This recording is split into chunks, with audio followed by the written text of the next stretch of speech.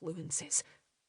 All the things I could never bring myself to share with you before because it is such a tale of sorrow.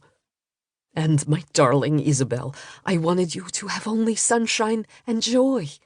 And because even in New York, far away from the onion domes and frozen Neva and the terror, here in this land of freedom and hope, my fear controlled me.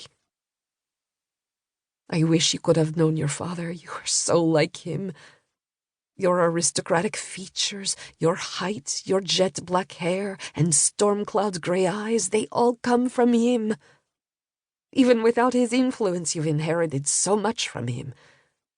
Your curiosity, your willingness to meet a challenge head-on, the way you remain determined despite your fears, even to the point of being stubborn. Most of all, I see him in the way you believe there is always a solution. Nothing ever broke your father, and I hope nothing will ever break you. Isobelle, can you hear any of this? It's important. It's time. You need to know that once your father risked his life to provide an insurance policy to protect us, but instead left us with a curse responsible for our separation and death, first his, then mine.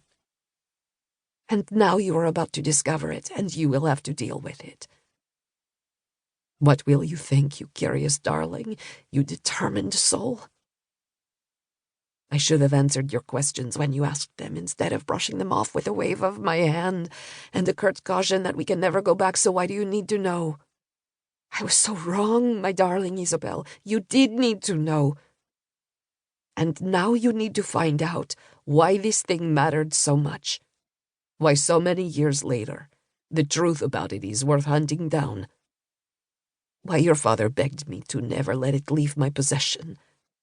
Why something that was once thought to be so valuable proved to be nothing but glass, so easily broken. Like our dreams. Chapter 1.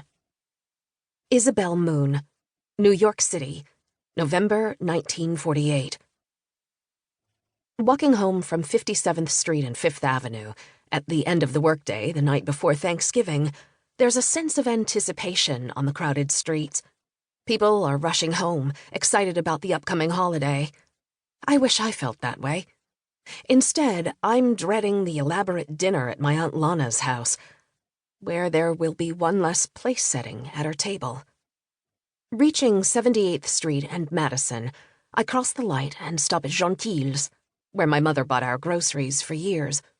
Through the window, I see all the last-minute shoppers buzzing inside, and decide not to venture in. The wait will be too long for the few items I thought I'd buy for dinner. Fixings for a salad and an omelette. But Sal, one of the sales clerks, has noticed me. He waves, holds up an apple, and motions for me to come in. Despite the crush of people, I can't ignore the gesture. Since I was a little girl, Sal has never failed to give me an apple whenever my mother brought me in with her when she came to shop. Gentile's opened the same year she and my Aunt Lana bought the brownstone just a few blocks up. That the grocery store delivered seemed the height of luxury to the two young women who'd escaped from Bolshevik Russia and opened a furniture and art restoration business in Manhattan.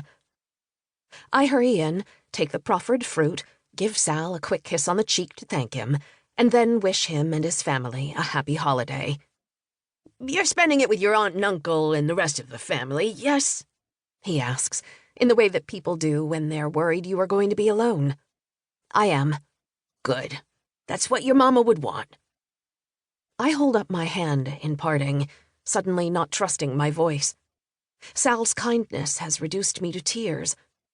It's been a year since my mother died, and I thought the worst part of the grief was over. But for the last week I seem to have regressed. I've been having dreams about her every night, and it's always the same. I'm someplace I've never actually been, but my mother once described to me. The Alexander Palace in Tsarskoye Selo in Russia, where she spent time as a youngster. I'm on the mainland, looking across a pond at my mother, who is stranded on the shore of the children's island. Because of the fog, I can't see her clearly.